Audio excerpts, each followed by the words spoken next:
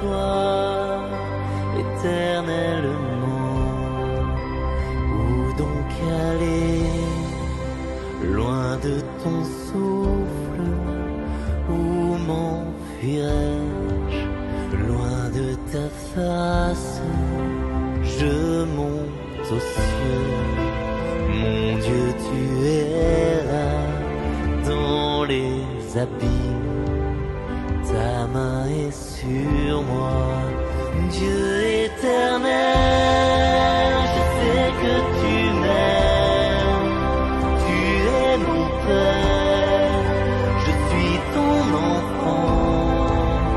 Dieu éternel, je sais que tu m'aimes, je suis à toi éternellement. Dieu éternel, je sais que tu m'aimes, tu es mon Père, je suis ton enfant. Dieu éternel, je sais que tu m'aimes, je suis à toi éternellement. Bonjour. Alors, nous venons de passer une semaine. Je pense que vous avez été attentifs. Vous y avez participé. Donc, nous venons de passer une semaine, la semaine du foyer chrétien.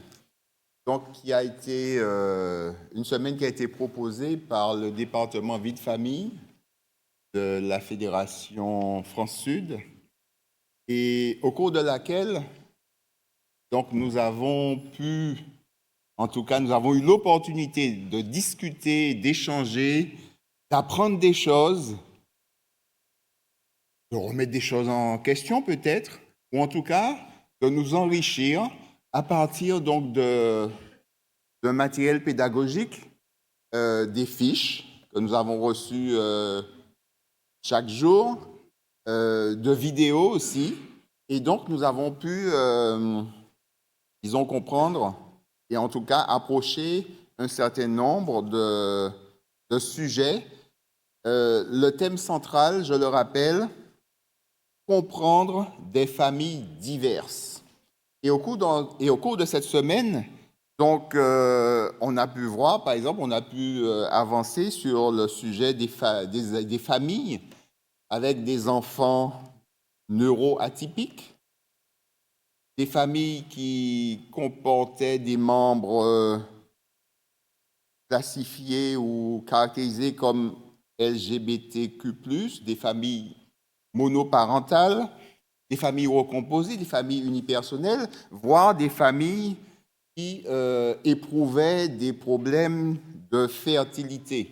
Alors donc, nous aurons, j'en profite pour faire un petit rappel, hein, cet après-midi à partir de 16h, il me semble, un jeu hein, où vous seront posées des questions. On va aborder certaines questions qui vous permettront peut-être de gagner de l'eau. En tout cas, ce sujet était porté par Frédéric et Sophie Reimann, qui sont les responsables du département vie de famille au sein de la Fédération. Et nous allons écouter une prédication de Sophie Reimann. Alors Sophie, vous la connaissez certainement, elle est déjà venue avec Frédéric. Et Sophie est orthophoniste et donc co-responsable du département vie de famille. Alors nous allons l'écouter sans tarder, que le Seigneur soit avec elle et puis parle par sa bouche. Donc ce sera sous la forme d'une vidéo.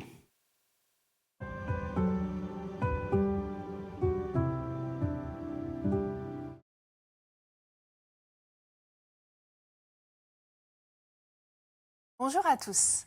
Toute cette semaine, nous avons tenté de comprendre les familles différentes qui nous entourent et de réfléchir aux moyens de soutenir ceux qui traversent des difficultés familiales.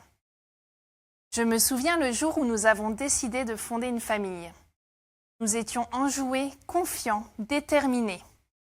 Nous avions lu des tas de livres sur l'éducation et nous pensions être prêts. Nous avions imaginé que notre foyer et nos enfants seraient solidement protégés et entourés par une muraille infaillible. Une muraille construite de nos mains, formée de nos efforts. Nous avions prévu les routines, l'éducation que nous voulions mettre en place et les choses que nous ne voulions absolument pas. Nous étions d'accord sur la plupart des sujets, mais rien ne se passa comme prévu. Les années qui ont suivi l'arrivée de nos enfants furent bien différentes de nos croyances et de nos rêves.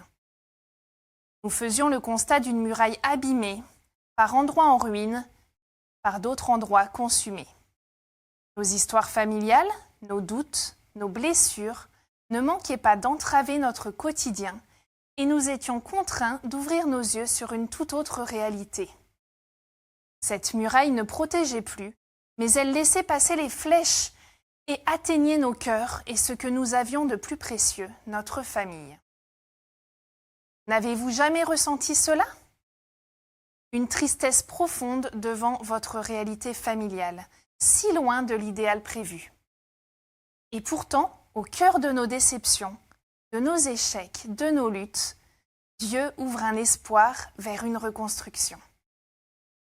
Ce matin, je vous propose d'explorer cette piste de la reconstruction en 7 étapes, en suivant l'exemple de Néhémie à travers l'image de la muraille.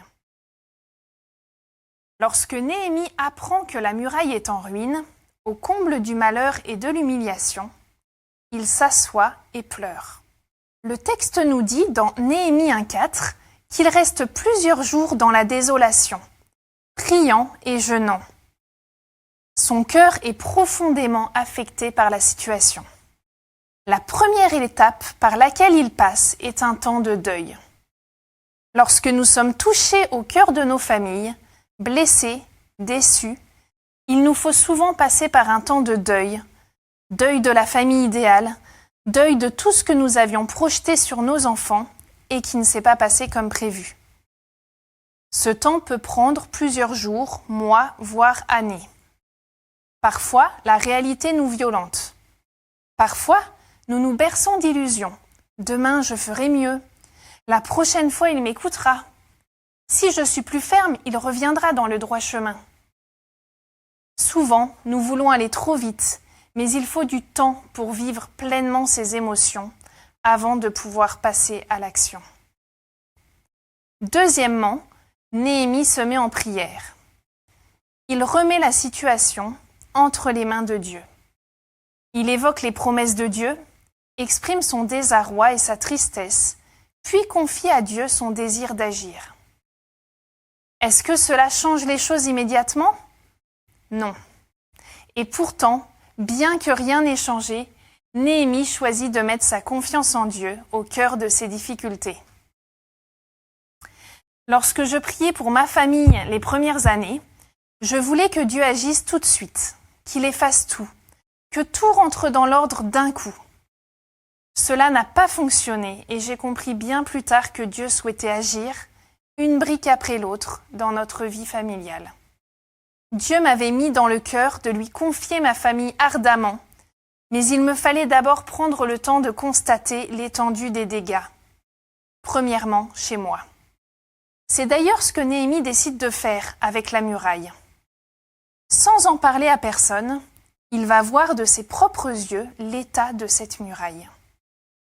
Ce qui est merveilleux avec Dieu, c'est qu'il ne se contente pas de nous laisser seuls face à notre misère, face à nos familles brisées, nos conflits, nos difficultés. Mais il prend les choses en main et désire nous donner les ressources pour y faire face.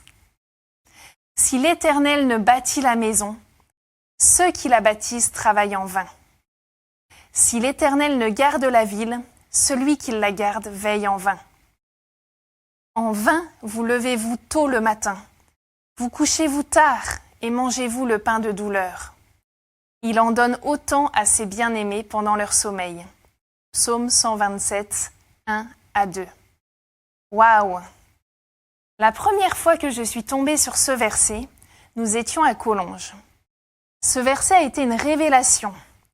Nous nous efforcions d'avancer par nous-mêmes, à l'époque, de nous épuiser, de nous torturer l'esprit en essayant de résoudre les problèmes par nous-mêmes.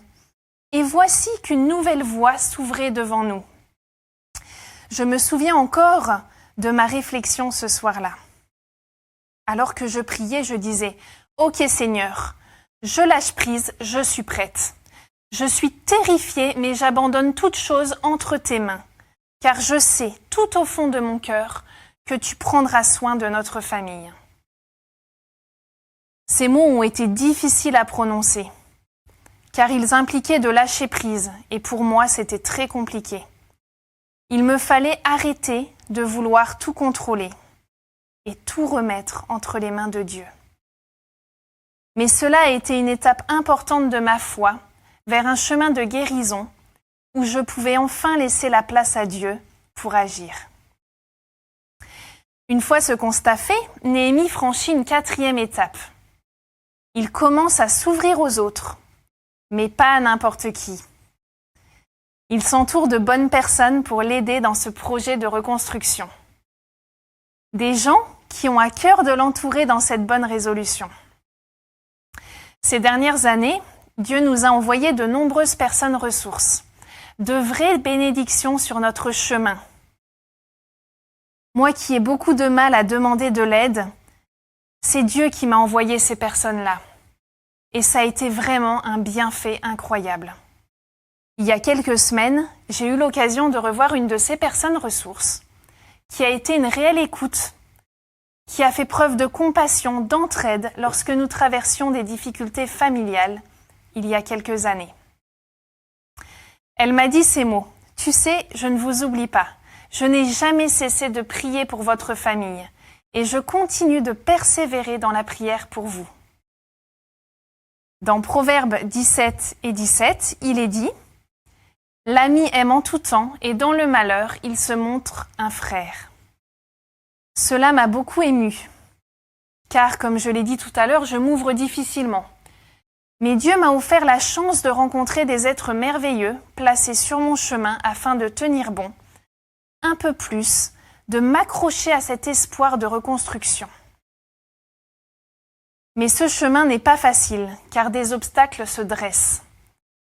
Plusieurs personnes essayent de décourager Néhémie et ses amis, de se moquer de lui, de le mépriser et d'anéantir tout espoir. Vont-ils achever ? Redonneront-ils vie à des pierres ensevelies sous des monceaux de poussière et consumées par le feu ? Qu'ils bâtissent seulement.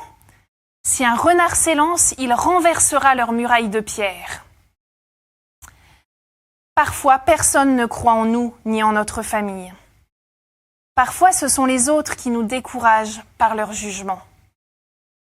En tant qu'orthophoniste, je rencontre tellement de parents blessés par le regard ou les paroles des autres au sujet d'un enfant différent. Il n'arrivera à rien, on ne peut plus rien en faire. En même temps, vu la situation, comment voulez-vous qu'ils s'en sortent ? Parfois, les autres n'y croient pas. Parfois, ce sont aussi nos pensées qui n'y croient plus. Nos pensées négatives nous découragent profondément, nous faisant douter. Comment les choses pourront-elles changer un jour pour moi ? Y a-t-il seulement un espoir ? Mais Néhémie, lui, ne se laisse pas décourager. Il ne s'arrête pas avec les critiques.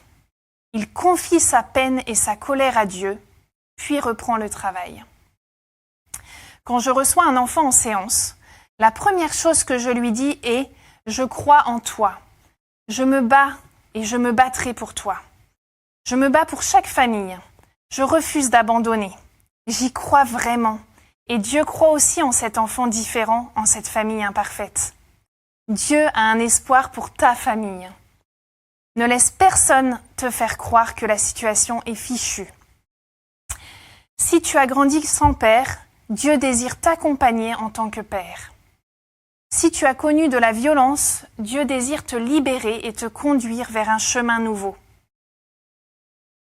Ne vous souvenez pas des choses précédentes et ne considérez pas les choses anciennes. Voici, dit Dieu, je vais faire une chose nouvelle sur le point d'arriver. Ne la connaîtrez-vous pas? Oui, je mettrai un chemin dans le désert. Je mettrai des rivières dans le lieu désolé. Ésaïe 43, 18. Si ta famille a été brisée, Dieu désire te reconstruire et t'offrir un espoir. Ainsi parle l'Éternel. Placez-vous sur les chemins et regardez. Demandez quels sont les anciens sentiers, quelle est la bonne voie, et marchez-y. Vous trouverez le repos pour vos âmes. Jérémie 6, 16. Parfois, il faut revenir en arrière, regarder, analyser, demander à l'Esprit de Dieu de nous conduire. Et Dieu agit, Dieu nous révèle les choses et nous montre une nouvelle voie. La 6e étape est la persévérance. Il est si difficile de persévérer lorsqu'on se met en marche, lorsqu'on tente de prendre une nouvelle voie et que l'on trébuche à nouveau. Chaque fois que j'échoue, je pense à Néhémie. À de nombreuses reprises, il a été attaqué, secoué, malmené dans son entreprise. Et pourtant, à chaque fois, il a choisi de persévérer, de continuer d'y croire et d'encourager les autres. Ne craignez pas. Souvenez-vous du Seigneur grand et redoutable. Et combattez pour vos frères, pour vos fils et vos filles, pour vos femmes et vos maisons. Néhémie 4, 14. Combien de fois je m'écrie « Seigneur, je suis fatigué, la tâche est considérable, mais je ne peux pas renoncer à toi. Je veux te faire confiance malgré tout. Viens au secours de mon manque de foi. » Persévérer est sans doute l'étape la plus difficile, car nous avons des hauts, des bas. Le quotidien est parfois si compliqué que l'on est tenté d'abandonner. Et pourtant, un jour, après les moments de découragement, les doutes, les rechutes, arrive le temps des victoires. Alors certes, peut-être une toute petite victoire, un minuscule espoir, mais il est là. Néhémie persévère jusqu'au jour où enfin la muraille est complètement restaurée. Une fois le travail achevé, il rassemble tout le peuple pour un temps de reconnaissance envers Dieu, de joie et de célébration. Contrairement à Néhémie, je ne sais pas si ma famille sera pleinement reconstruite de mon vivant. Mais je veux célébrer chaque petite victoire, chaque petite pierre élevée. Pour cette dernière étape, prenons un temps de reconnaissance et de célébration pour tout ce qui a pu être mis en place dans vos vies jusqu'à maintenant. Je vous invite à célébrer, à vous réjouir de toutes les petites réussites, toutes les petites difficultés surmontées, tous les actes de persévérance et pour toutes les personnes bienveillantes qui ont pu un jour ou l'autre vous soutenir au cours de votre vie. Oui, Dieu désire restaurer pleinement vos familles, quelle que soit votre histoire, votre parcours ou vos difficultés. Il vous laisse cette promesse.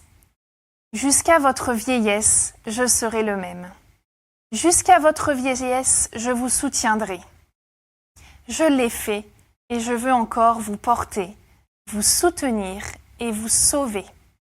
Ésaïe 46, 4. Qu'en ce jour vous puissiez être fortifiés, reprendre espoir et avoir l'assurance que celui qui a commencé en vous cette bonne œuvre désire plus que tout la rendre parfaite pour le jour de Jésus-Christ. Amen. Merci à Sophie Reimann pour ce temps de partage et pour cette deuxième prédication dans le cadre de la semaine des foyers chrétiens. Je vous dis bon sabbat et à la semaine prochaine.